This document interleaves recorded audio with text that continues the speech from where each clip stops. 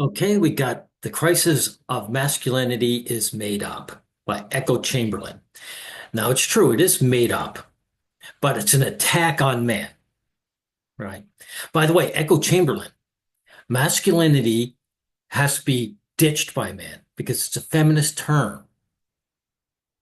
Men can never live up to it, and it's never properly defined. But let's hear what you have to say. Crisis of masculinity. Crisis of masculinity. Crisis of masculinity. There is no crisis of masculinity. Exactly. We're just being attacked. Right. It's a made-up cultural narrative amplified by a misguided media. Commentators have stood... No. You've got it wrong already. The media isn't misguided. It's anti-male. It's doing this on purpose. It's not misguided. Up societal angst over whether boys are not only latently misogynistic, but that this misogyny is getting worse, and point to higher education... Misogyny doesn't exist either, Echo. You got to understand that, too. Men worship women. Misandry exists, not misogyny. And dating to allege boys are failing. Most people aren't able to envisage this crisis of masculinity narrative facing a backlash or going through a correction. I'm going to show why it should. Every era thinks it has discovered. It's only going to have a correction if guys actually do something about it. That includes you, Echo. You simply talking about it like this is no good. You can't even frame it properly. The decline of manhood.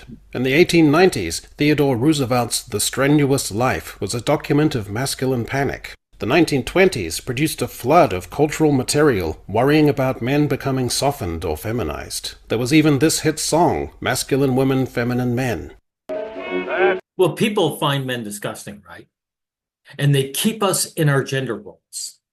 You know, a feminine man doesn't serve. Masculine women, feminine men, which is a rooster, which is a hen? It's hard to tell. What you're showing, Echo, is that men are always been under attack, always. This isn't something new, as you're pointing out. People have always despised men. Today. The angry young man of 1950s Britain came from a generation of writers depicted as disaffected. Arthur Schlesinger's 1958 Esquire essay was literally titled The Crisis of American Masculinity. The 1990s gave us the slacker archetype. Now the narrative is lonely men, pornified men, asocial men. It's the same cultural angst, just with updated prop. By the way, it's not the men that are asocial. People don't want them around. They're ostracized. Get it right. What gets framed as a specifically male crisis ought to be better understood as a wider reorganization of adulthood. Declining faith in college... No. This has nothing to do with adulthood. People hate boys just as much as they do men, dude. I have a video showing that. Women going after little boys, feminist women attacking children. Value, and a dating market that is malfunctioning for both sexes. No, that you are spreading a lie now. This isn't malfunctioning. This is done on purpose. The women are doing fine. The women are doing fine. They're getting everything they want out of dating. If dating's falling apart, it's because women aren't interested. Not just men alone. College. There is a difference between falling behind and opting out. No. Being held back. Being held out. You can't even get this right. This is where the media has one of its biggest blind spots. In the US, women... It's not a blind spot. They're just lying. Chamberlain, you're part of the problem now. They're spreading a false narrative. They're just lying. You just can't come to terms with it. Ages 25 to 34 are now 10 points more likely than men to hold a bachelor's degree. Undergraduate campuses are notably female skewed. But this ignores a wider reality. The public has become more skeptical of college. Pew found in 2024 that female quotas in universities is a real thing. So men are being kept out. Every time they give a freebie to a woman who doesn't belong there, a man's being ousted out. So what you're saying could be true, Echo, but you're still using it to misdirect from the real issue. Only 25% of Americans say a 4-year degree is extremely or very important for getting a well-paying job, while 49% say it is less important than 20 years ago. The American Academy of Arts and Sciences says the number of humanities bachelor's degrees has decreased in every year since 2012. Between 2023... Well, let's face it. Men can't get jobs that way, can they? But it's men who are running to the trades, not women. This is what you're leaving out, Echo. The fact that men are running to the trades show that, one, women don't need to work for a living. That's why they can go waste 4 years of university. Whether they get a job or not doesn't matter to them. This is an issue you should be pointing out. In 2025, The Hill conducted 1,452 confidential interviews with undergraduates. They asked, "Have you ever pretended to hold more progressive views than you truly endorse to succeed academically?" You're failing again. These aren't progressive views. They are regressive views. Until you get the framing right, you're failing. Feminist views are regressive. Feminists are far-right authoritarian regressives. So when you give into their framework and call their regressive ideology progressive, you are failing. Not only are you failing, you're damaging. An amazing 88% said yes. The media isn't savvy enough to acknowledge that young men having a sharp ear for pretense might shrewdly size this up as part of their assessment of the humanities. Furthermore, the media they're not failing. They just don't care. They're male hostile. Gee, how far are we in here? Not even 3 minutes. Male withdrawal can be read as a cynical but reasonable reading of the incentive structure. Men are not uniquely failing to launch, but are reacting early and more sharply to a sector whose prestige and material payoff have begun to deteriorate. Well, they're not just reacting. They are being ousted out of university. In NCES data, men earned 64% of STEM bachelor's degrees. Men remain comparatively intact in the fields most clearly tied to technical labor market value. In the US... Yeah, men have to work for a living. And society is upheld by men. All societies. So an attack on men is an attack on society. But even if it wasn't, even if society wasn't held up by men, men don't deserve to be attacked because we're human beings. Census Bureau's 2023 annual business survey, men owned the large majority of employer businesses. The entrepreneur, risk-taking archetype is still statistically male-weighted. So... Well, it's not just that. People always claim that men are risk-takers, right? Like it's innate. But the fact is, if men don't take risk, we can be discarded.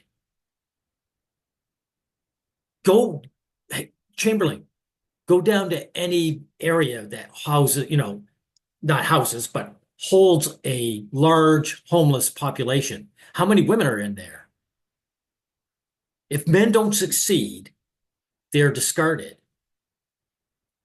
So we don't necessarily consider it a risk when, punishment and consequences are the alternative. No crisis there. Mental health does not support a boys in free fall narrative. The data actually shows that girls and young women are doing worse on depression measures. I don't believe that whatsoever. Whatsoever, Echo. That's propaganda. The health community is taken over by women and therefore is anti-male. All right. Now look at this crisis. Why young men are struggling to define manhood. You can't define it because it's a feminist term. The whole purpose is to leave it undefined. If you could define manhood, then men could actually go for it and say, there, I can never lose my manhood card because I fulfilled the criteria. That's why there has to be no criteria other than what women say it is. And that criteria changes on the whim of any given woman. That's why it has to be discarded. National Institute of Mental Health reports that in 2021, major depressive episode prevalence among adolescents 12 to 17 was 11.5% for males and an astonishing 29.2% for females. Now, how do they figure that out, Chamberlain? Do they go to the health community and see who's actually showing up? Men know that one thing, that the health community is hostile to them. And they also know that people don't want to hear them bitch or moan. So if more women are showing up, to therapy, it's because they know they got something to gain, and men know they have nothing to gain. So the numbers are going to be skewed. So what you're doing now is coping. CDC's 2023 Youth Risk Behavior Survey similarly says female students experienced poorer mental health indicators than male students. The current cultural script that treats boys as the focus of modern dysfunction is plainly... Wow, at least you're using the word feminism, right? Now remember, put regressive and not progressive with that word. ...lopsided, but the media sticks to their narrative irrespective of it not properly holding up. Exactly, because they're hostile to men. Again, they're not misguided, dude. The media doesn't have anything to gain by trashing men. Right? Adulthood milestones are being delayed across the board, not just... Who gives a shit about milestones? Milestones are just indicators of status. That's all it means. And status is all about attracting women. So when you say adult milestones, what you're really saying is men aren't gaining enough status to make women happy. And the attitude you should have is screw women. All these milestones should be thrown away. The status grind for men is a death sentence.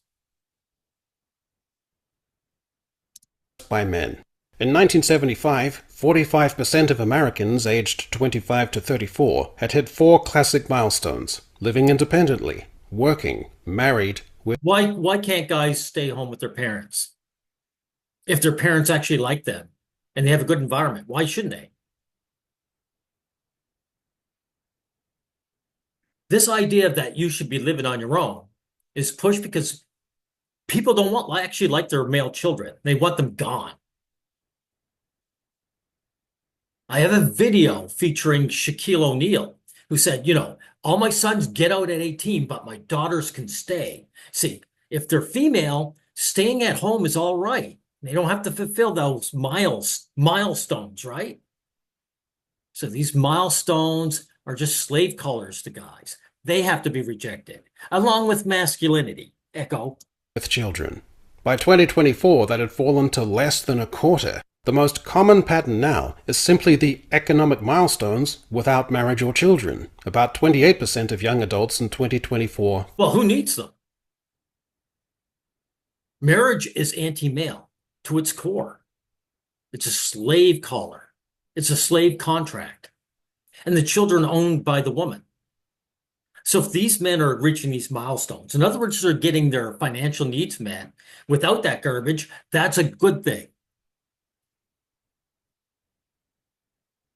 Fit that pattern. The current script says men are uniquely stalled. The better reading is that adulthood itself has been reordered. No. Men aren't stalled. They're being held back. And they're adults. They're just hated adults. You can't even get this right.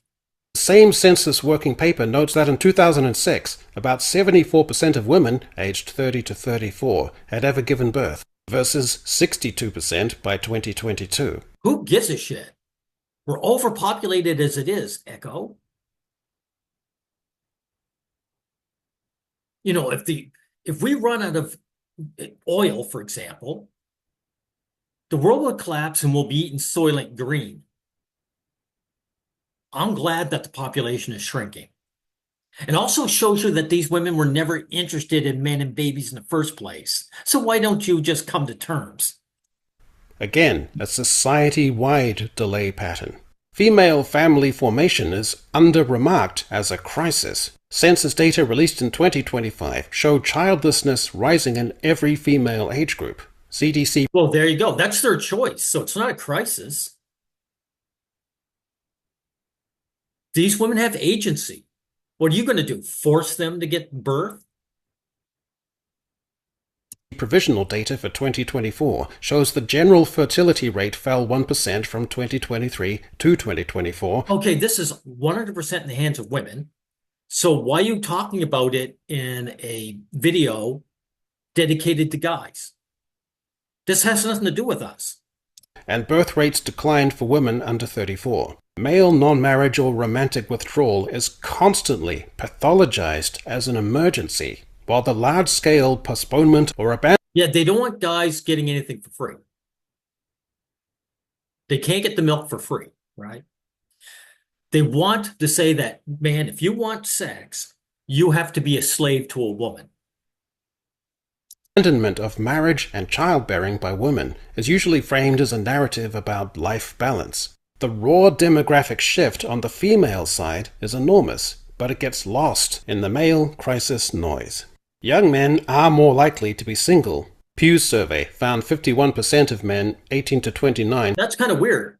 There's only one woman for every guy. So how can a man be more likely to be single? Are the women taking up multiple male husbands? Were single versus 32% of women. But that does not mean women are flourishing romantically. Half of all singles are not looking. Yes, it does. Women get everything they want. When they want to get married, they get married. When they want a one-night stand, they get that. If they want a man orbiting her, they get that too. You don't know what you're talking about, or you're lying. To date. That makes the phenomenon less like male deficiency and more like a cooling off in romantic ambition across the board. Looking doesn't automatically mean lack. Several things can inflate male looking. Research on mating strategies from Buss and others shows men generally report greater openness to shorter relationships and higher partner turnover. So a man may say he is looking. Well, in other words, he's taking what he can get. He's taking what he can get. This is out of men's hands. If women don't want to shack up with men on a permanent basis, there's nothing we can do about that. While casually dating or exploring the market. What we seem to be seeing today is another shift in the timing and structure of romantic life, shaped by technology, education, and economic conditions. Again, hey, thank you for admitting that, right? Shaped by technology and economic conditions. In other words, technology has allowed women to say what they really think. Echo, they're not interested in us, and that includes you. And economic, women need to be paid. The relationships between men and women are prostitution, period. Across the board. The loneliness story is often overstated in male terms. Pew reported in 2025 that men do not report feeling lonely more often than women, nor do they report having fewer close friends. The difference is subtler. Men are less likely to use their networks for emotional support. Well, there you go. Like I said, men aren't, people don't want to hear guys crying or complaining, right? Is not nothing, but it doesn't amount to the so-called epidemic of male loneliness. The media don't properly understand online male sociality. Pew's Yes, they do. Yes, they do. They're just lying. Gaming research shows male teen gaming spaces are often connective. Among teen video game players, 56% of boys say they have made a friend online because of a video game. True, but that's why women are infiltrating the gaming industry and harming men. See, this is a very important issue. This is important to you, Echo. If you see this as a good thing, you have to recognize that women are out there trying to direct this, right? But you're not a man of action, right? You're not a man of solutions. You just want to talk. 84% of boys who play networked games say gaming makes them feel more connected to existing friends. Online culture means young guys can enjoy a kind of high-value social choosing using online. This is why Australia is trying to make it impossible for young boys to get into the internet now. They want boys isolated. Now, this isn't misguided, and this has nothing to do with grown men and milestones, does it? These are young boys that are under attack by their own societies. And they're under attack because societies hate men, period. Spaces to build affinity-based ties that can be meaningful and global. They increase the likelihood of building the ideal personal tribe. At the same time, the data does not show that in-person friendship has become obsolete. Social media and the iPad generation problem are not male-specific either. CDC's 2023 YRB. But men's problems are male-specific, so who cares? Yes, found 77% of high school students were frequent social media users. Usage was actually higher among girls, 81.8%, than boys, 72.9%. And frequent use was associated with sadness and hopelessness. Pew's 2025. Well, girls like to give a threat narrative for attention, right? So girls are doing fine. Teen social media study likewise found girls were more likely than boys to say social media had hurt their mental health, sleep, and confidence. Yet they still stay on it. So they're merely saying this to gain attention and sympathy. You don't know how human psychology works, Echo. So yes, phones, attention fragmentation, social atrophy, and algorithmic adolescence are plainly part of the story. But women aren't suffering socially. They have all kinds of friends in real life and online, and they cry online and gain attention and they feel good. They're not losing whatsoever. You are a coping mechanism, dude. You're a living coping mechanism. Again, they are not a uniquely male issue. On some metrics, girls appear more affected. The misogyny... Yeah, they appear it. That's right. You're giving into it. A preoccupation. It's not that misogyny doesn't exist, but the evidence... It doesn't exist. Men worship women. You would have to find a 1 in a million guy who just instinctively dislikes women. So you're giving into a false frame again. Evidence for a broad, escalating male collapse into misogyny is much weaker and patchier than the culture war narrative suggests. It's not a culture war. It's an attack on men. It has nothing to do with culture. It has everything to do with us. It's not patchy. It's a lie. 100%. On the UK evidence, there is concern about sexist attitudes and online influence among some boys and young men. In other words, boys don't know their place. They talk back to girls. Girls start up with them and they argue back. That's what this means. So concern is saying we need to do something to take away the freedom of boys. This should concern you. But it does not follow that misogyny as a whole is marching upward and the alarmist storytelling outruns the data. Well, it doesn't follow because it's a lie. The ONS combined survey measure of domestic abuse, sexual assault, and stalking actually moved from 11.3% down to 10.6%. Some surveys show teachers perceiving more sexist language and attitude problems. Well, they're not perceiving it. They're just lying about it. This is why you're so useless, dude. They're just lying about it. They're attacking boys. Gov found 54% of teachers think the issue has become worse in recent years. Well, the teachers are female, right? Male teachers are getting booted out. So, of course, they're full of hostile women. Women are naturally hostile to men and boys. So female teachers are going to be hostile to the male students. This isn't brain science. Brain science is this isn't rocket science or brain surgery.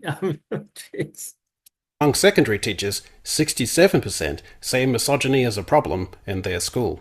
But that is perception data, not a long-run national behavioral series proving that. Well, perception is everything. When the lie's told and people perceive the lie as true, then that's going to be used to take away our rights. Boys as a class are becoming more misogynistic than prior generations. Meanwhile, look at history. Many behaviors that would plainly count as misogynistic: routine workplace harassment, casual sexual. Oh, so you're giving in to their lies.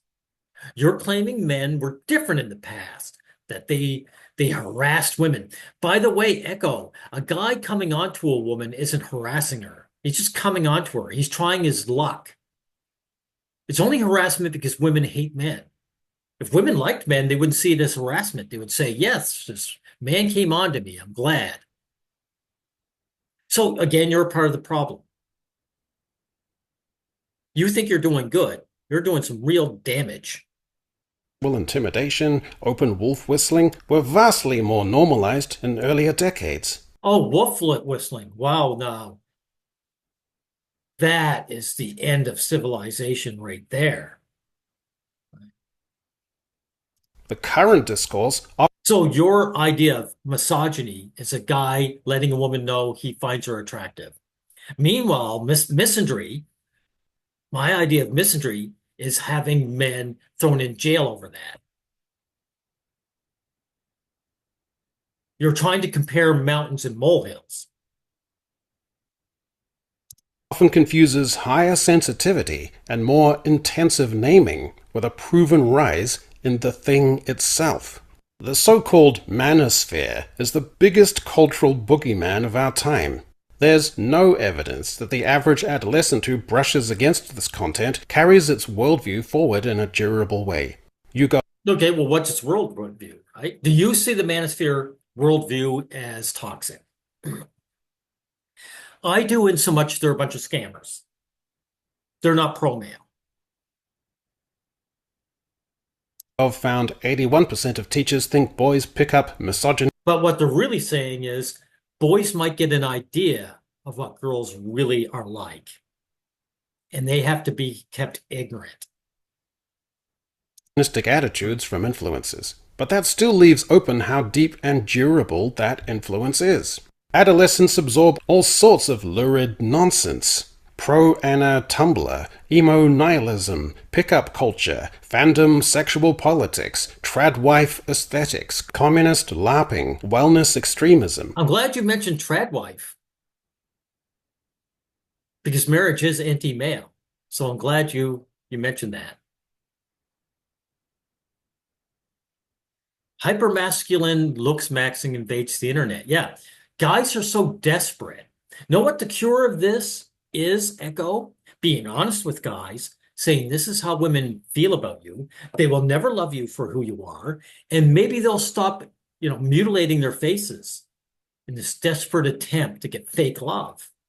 This is what you have to say. Let's see if you say anything like that in your video. And much of it is shared with age. The present evidence is much better at showing exposure than proving ideological capture. And there's another important element. Secondary teaching is a female-dominated profession. Finally, you're getting to it, right? Actually, women dominate teaching, period. England Department for Education workforce data show around 2/3 of secondary teachers are female and over 85% of primary teachers are female. This matters for interpretation of survey evidence, such as the YouGov teacher poll about misogyny, because the response. There you go, you're getting it now. Responses largely reflect a profession whose demographic makeup is not gender balanced. There is also social science evidence that women tend to be more likely to identify sexism and gender injustice. Well, they identify attacking boys and men. That's the gibberish you just gave. That's what it actually translates into. Together, they identify as being anti-male. This can plausibly produce higher wariness or interpretation of misogynistic language or attitudes among pupils. No, no, not wariness. They're aiming to attack men. Employment and labor market displacement. Men, particularly non-college men, have experienced declining labor participation in the US and UK. Economists such as Nicholas Eberstadt describe a rise in men without work, but the causes are structural. Automation. Yeah, but not women, right? So it is structural. It's people hating on their fellow man. Decline of manufacturing, offshoring, and the growth of service economies. There is a crisis. There you go. What you're admitting to is that women take the easy jobs and boot the men out. If there's a decline of these jobs that women don't want, then men suffer. Of modern social structure. Oh, by the way, Echo, why should men have to run the oil rigs and do shitty jobs to get employed? Why can't they take up these jobs that the women are hoarding? And men often show the symptoms first. It could be argued that much of that displacement has already structurally taken place, whereas on the female side, we may be ramping up towards some equivalent. It annoys me that you show these girls with the dyed hair and the tats, because the woman that is, like you say, a trad wife, the average woman is just like that. They hold the same views. They may not hold their hands in the air like this, but they think the same way. They have the same, a housewife might have said, yes, I want a male servant, but she still holds that man in complete contempt. Healthcare, public relations, administration, communications, HR, and marketing have higher female employment shares. Some labor economists have noted that AI exposure may affect women more than men because women are overrepresented in clerical and administrative occupations. Instead of saying, so what? This isn't about them. Men are uniquely failing to adapt to the modern economy, the picture becomes different ways. How can you adapt when someone's keeping you out? Right? This isn't a neutral attack on men. What men are facing isn't neutral. It's not like a storm where they can adapt to. It's targeting them. The only way men can adapt if they actually went to war against it. The only way men can adapt, Echo, if they become MRAs. You aren't, so you're not adapting. Waves of technological change affect different occupational clusters over time. Men happen to be concentrated in the sectors disrupted first. Pornography. According to the crisis of... Anyone who's anti-pornography is anti-male. Men need pornography as an outlet. Masculinity narrative. Porn addiction and digital sexual substitution are signs of severe trouble. The evidence here is extremely mixed. A 2024 review found the main negative impacts were associations with emotional and conduct problems. No, dude. They're just lying again.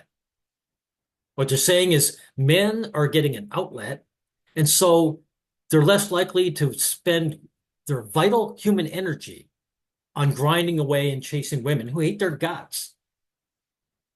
That's what their issue with pornography is. Realistic and harmful sexual attitudes, and links with things like risky sexual behavior and sexual aggression. That is one of the more worrying parts of the literature. But the authors stressed something crucial. Most studies are cross-sectional, meaning they cannot prove porn caused those attitudes. It may be that adolescents... Those attitudes don't exist anyway, so you're giving into the narrative again. You are a useless twit, Echo.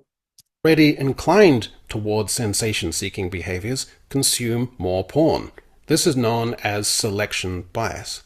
There is little evidence that porn exposure suppresses relationship formation.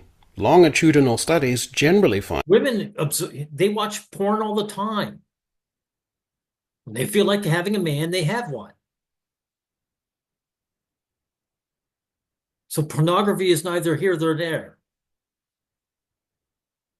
Porn users are not less likely to enter relationships overall.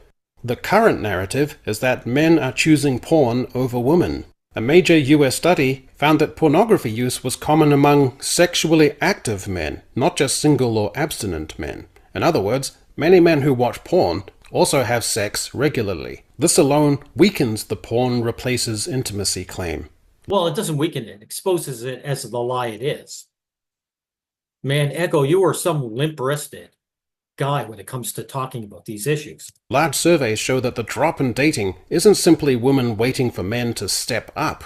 Many women are just less interested in pursuing relationships. Well, there you go. There you go. You finally said something true.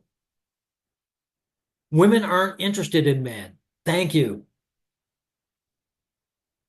The data shows parallel behavioral change across both sexes. The data does not support a singular porn-addled male failure to step up.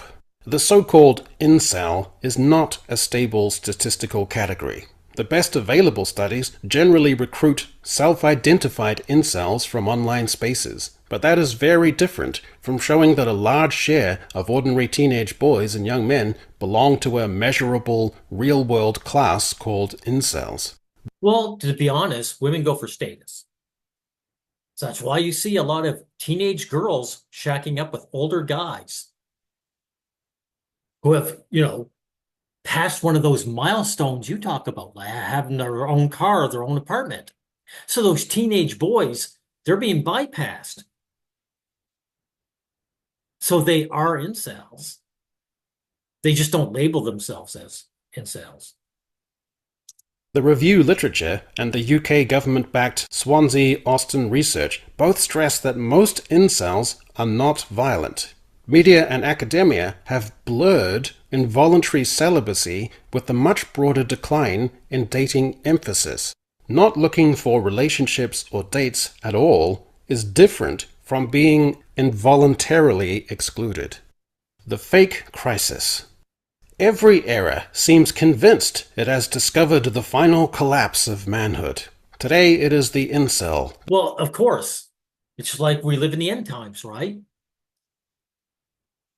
The human mind, its true religion is the religion of women.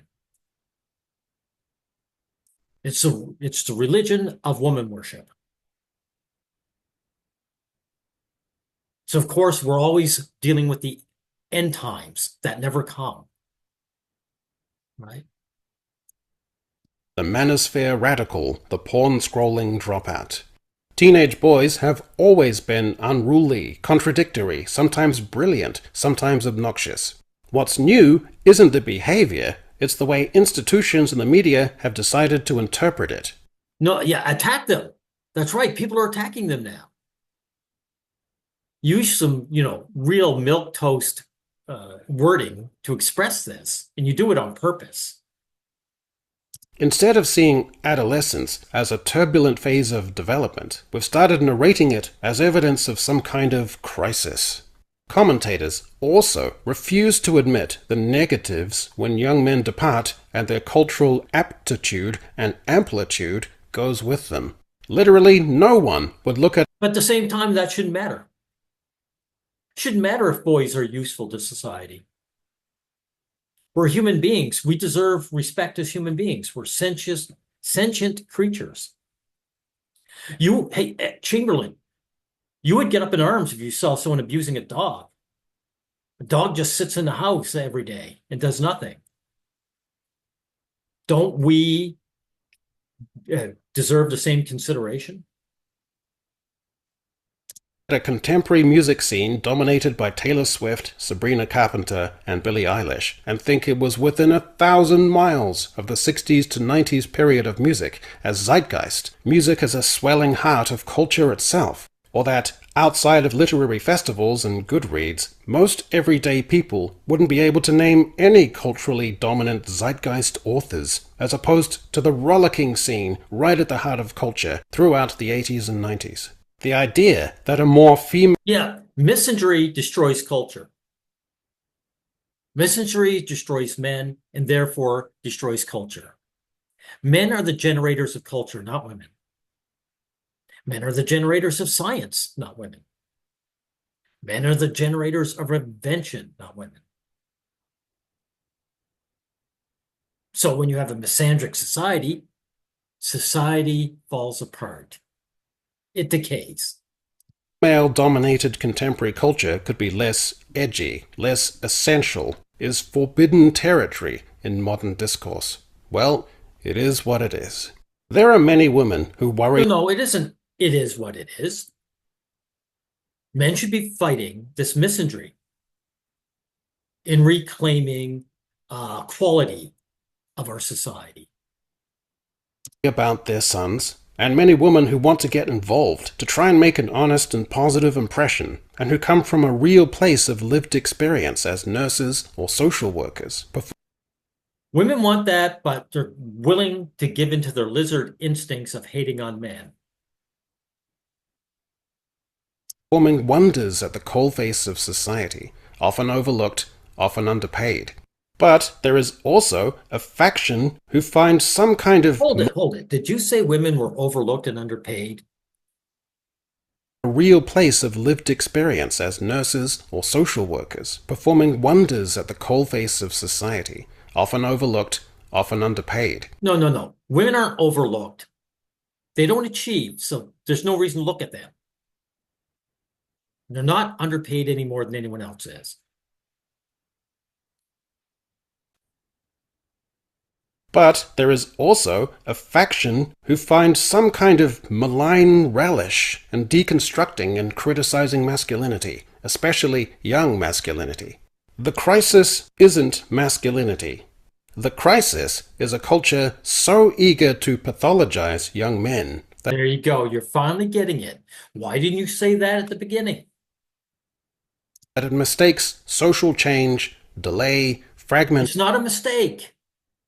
fragmentation, and technological upheaval for proof that manhood itself has failed. It hasn't. Well, actually, it has. Men have failed to defend themselves. So it is a failure.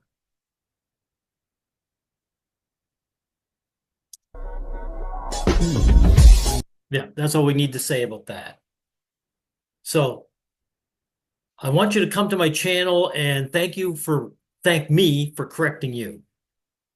Because then maybe the world will become a better place, Echo.